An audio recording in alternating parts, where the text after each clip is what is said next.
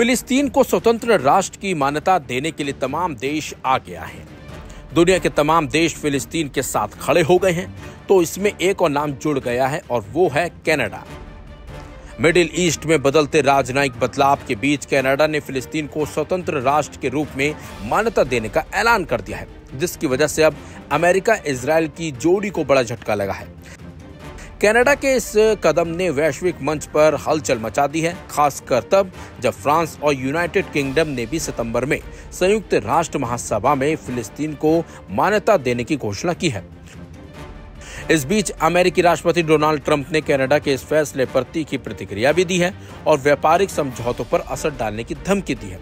Canada के प्रधानमंत्री mark Carney ने घोषणा की है कि उनका देश 2 राष्ट्र समाधान का समर्थक रहा है, जिसमें इजराइल और फिलिस्तीन शांति और सुरक्षा के साथ सह अस्तित्व में रहे। कार्नी ने कहा, गाजा में मानवीय संकट और 2 राष्ट्र समाधान की घटती संभावनाओं को देखते हुए कनाडा फिलिस्तीन को मान्यता देने के लिए तैयार है, लेकिन इसके लिए पहले फिलिस्तीनी प्राधिकरण को कुछ शर्तें पूरी करनी होंगी। कनाडा के प्रधानमंत्री मार्क कार्नी ने बुधवार को ओटावा में एक प्रेस कॉन्फ्रेंस में कहा कि फिलिस्तीन को मान्यता देने का निर्णय फिलिस्तीनी प्राधिकरण द्वारा सुधारों के लिए प्रतिबद्धता पर निर्भर है। इन सुधारों में 2026 में आम चुनाव कराना शामिल है, जिसमें हमास की कोई भूमिका नहीं होगी। इसके अलावा एक शर्त यह भी है कि फिलिस्तीन कोई हथियार नहीं रखेगा। कार्नी ने कहा, 2 देश समाधान को संरक्षित करने का मतलब है कि उन सभी लोगों के साथ खड़ा होना जो हिंसा या आतंकवाद के बजाय शांति चुनते हैं। Aim right, achieve big. At KR Mangalam University, we provide you the platform to turn your dreams into reality. At KR Mangalam University. Carney ने गाजा में असहनीय मानवीय पीड़ा, वेस्ट बैंक और पूर्वी यरूशलेम में इजरायली बस्तियों के विस्तार और 7 अक्टूबर 2023 को हमास के हमलों का हवाला देते हुए कनाडा की विदेश नीति में इस नाटकीय बदलाव को कारण बताया है। उन्होंने ये भी कहा कि इजराइल सरकार द्वारा गाजा में मानवीय आपदा को रोकने में नाकामी ने इस निर्णय को प्रेरित किया है। कनाडा ने हमास से तत्काल सभी बंधकों को रिहा करने और हथियार डालने की मांग को दोहरा दिया है। कार्नी ने यह भी स्पष्ट किया है कि फिलिस्तीनी प्राधिकरण के अध्यक्ष महमूद अब्बास के साथ उनकी बातचीत में इन शर्तों को बताया जाएगा। कनाडा की घोषणा के कुछ घंटों बाद अब अमेरिकी राष्ट्रपति डोनाल्ड ट्रंप ने अपने social media platform truth social पर एक पोस्ट में कहा, वाह, कनाडा ने भी अभी घोषणा की है कि वो फिलिस्तीन के स्टेटहुड का समर्थन कर रहा है। इसमें उनके साथ व्यापार समझौता करना हमारे लिए बहुत मुश्किल हो जाएगा। ओ कनाडा। इजराइल ने भी कनाडा के फैसले की कड़ी निंदा की है। इजरायली विदेश मंत्रालय ने इसे हमास के लिए पुरस्कार करार दिया है और कहा कि ये गाजा में युद्ध विराम और बंधक रिहाई के प्रयासों को नुकसान पहुंचाता है। ओटावा में राजदूत इड्डो मोइद ने कहा कि कनाडा का निर्णय हमास को प्रोत्साहित करता है।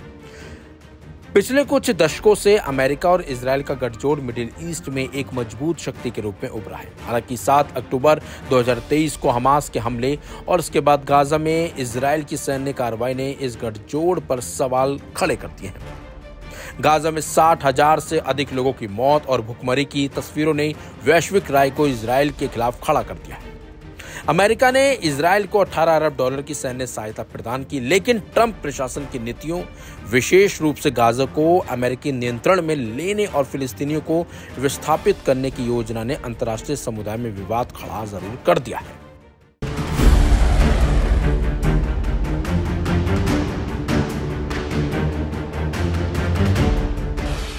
हूतियों ने एक बार फिर इजराइल पर हमले करने शुरू कर दिए हैं। इन हमलों के जरिए हूती इजराइल में तबाही मचाने की कोशिश कर रहे हैं। और तो और इसी बीच हूतियों ने एक चौंकाने वाला दावा कर डाला है। हूतियों ने 30 जुलाई यानी कि बुधवार को इजराइल के केंद्र में स्थित बेन गुरियन अंतर्राष्ट्रीय एयरपोर्ट पर हाइपरसोनिक बैलिस्टिक मिसाइल पैलेस्टाइन 2 से हमला किया है। हूती सेना के प्रवक्ता याहिया सरी ने अपना बयान जारी किया। उन्होंने कहा, यह ऑपरेशन पूरी तरह सफल रहा और इससे एयरपोर्ट पर हवाई गतिविधियां ठप हो गई। याहिया सरी ने हमले की जानकारी देते हुए बताया, Aim right, achieve big. At KR Mangalam University, we provide you the platform to turn your dreams into reality. At KR Mangalam University. हमने इजराइल के बेन गुरियन एयरपोर्ट को टारगेट किया ये फिलिस्तीनी जनता के समर्थन में था। हमारी मिसाइलें दुश्मन के केंद्र में मार कर रही हैं। अल्लाह की कृपा से यह अभियान सफलतापूर्वक अपने लक्ष्य में सफल रहा, जिससे लाखों जायनियों के झुंड आशरों की ओर भाग गए और हवाई अड्डे का संचालन ठप हो गया। यमन अपनी जनता, नेतृत्व और सेना के साथ हमारे भाईचारे फिलिस्तीनी जनता के बीच उत्पीड़ित और भूख से मर रहे लोगों के समर्थन में, उनके दृढ़ प्रतिरोध के समर्थन में और बिना किसी समर्थन या सहायता के अकेले इस घेराबंदी और आक्रमण का सामना करते हुए उनकी दृढ़ता को मजबूत करने के लिए अपना अभियान जारी रखे हुए हैं। यमन में आपके भाई, यमन में आपके लोग, यमन में आपके साथी आपके साथ हैं और हम आपके प्रति अपना कर्तव्य निभाने के लिए हर संभव प्रयास करेंगे। धर्म का कर्तव्य, अरबबात का कर्तव्य और मानवता का कर्तव्य। हमें अल्लाह की मदद, विजय और समर्थन पर पूरा भरोसा है। जब तक घेराबंदी नहीं हट जाती और गाजा पर आक्रमण बंद नहीं हो जाता, तब तक हमारा अभियान जारी रहेगा। हूतियों के दावों पर इजराइल डिफेंस फोर्स का कहना है कि मिसाइल को समय रहते इंटरसेप्ट कर लिया गया और कोई भौतिक नुकसान नहीं हुआ।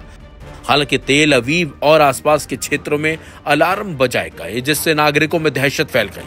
आईडीएफ ने हूतियों के हमलों पर बयान जारी करते हुए बताया, हमने मिसाइल को नष्ट कर दिया, कोई जानमाल का नुकसान नहीं हुआ, हम हर खतरे से निपटने के लिए तैयार हैं। बता दें आपको, मई 2025 में भी हूतियों ने इसी एयरपोर्ट को निशाना बनाया था, जिसमें 8 लोग घायल हो गए थे। उस हमले के जवाब में इजराइल ने यमन के हुदैदा और सना शहरों पर स्ट्राइक की थी। अब एक बार फिर हूतियों की ये कार्रवाई इस बात का संकेत है कि वे सीधे इजराइल को निशाना बनाने की रणनीति पर काम कर रहा है। हूतियों की हाइपरसोनिक तकनीक का ये प्रयोग न सिर्फ इजराइल बल्कि पूरे मध्य पूर्व की सुरक्षा के लिए एक नई चुनौती बन गया है। आने वाले दिनों में यह देखा जाना बाकी है कि इजराइल इस कार्रवाई का जवाब कैसे देता है और क्या यह एक बड़े क्षेत्रीय संघर्ष की शुरुआत है। हूतियों का यह दावा कितना सच है, इसकी पुष्टि अभी तक किसी भी स्वतंत्र एजेंसी ने नहीं की है, लेकिन इजराइल और यमन के बीच हालात बेहद तनावपूर्ण हो चुके हैं। आने वाले हफ्तों में इस टकराव का दायरा कितना बढ़ेगा, ये पूरे क्षेत्र की स्थिरता अब तय करेगा।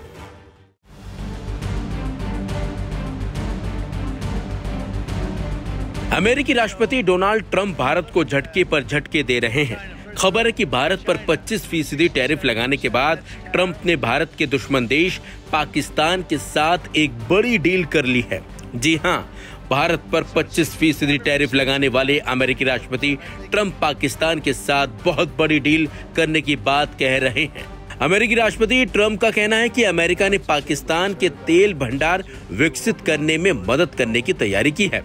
इतना ही नहीं, उन्होंने ये भी कहा कि हो सकता है किसी दिन पाकिस्तान भारत को तेल बेचे। भारत के साथ टैरिफ डील को लेकर उन्होंने कहा कि बातचीत जारी है। ट्रंप का कहना है कि बहुत बड़े तेल भंडार विकसित करने के लिए अमेरिका ने पाकिस्तान की मदद करने की डील की है।